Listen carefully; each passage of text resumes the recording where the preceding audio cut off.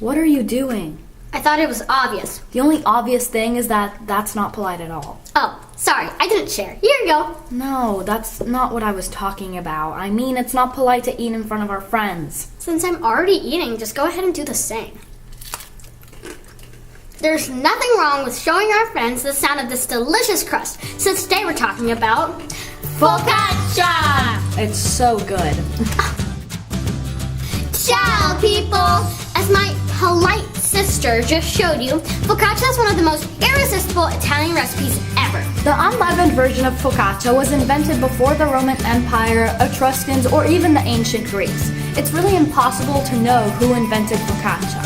In simple words, focaccia is a very ancient flatbread. After the centuries of use, many regions in Italy have managed to adapt the original recipe to their local taste. True. In Italy, we have different versions of focaccia all around the country.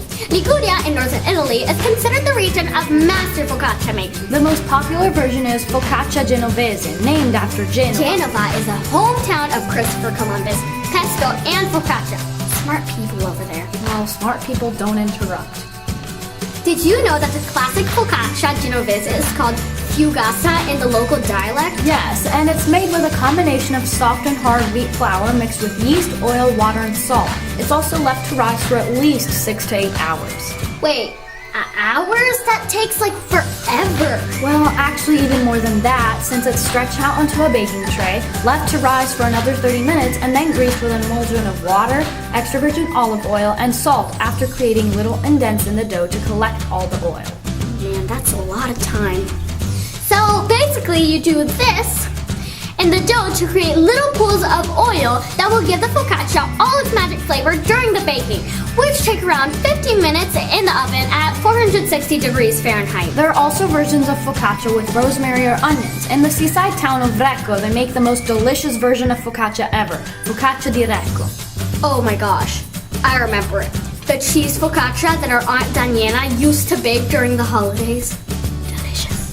Yes, a totally different version made by sandwiching local soft cheese between 2 sheets of dough and baking it until the top is golden brown.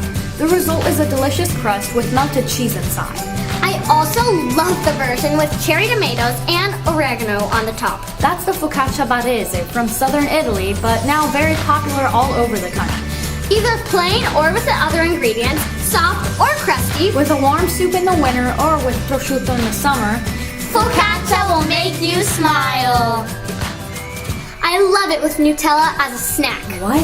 Yeah, the saltiness and the sweetness together are priceless. Like in fashion when you mix fancy and sporty items and the combination is surprising. You know what? I guess I can try some dipped in a coffee then. Like wearing Converse and lace, right?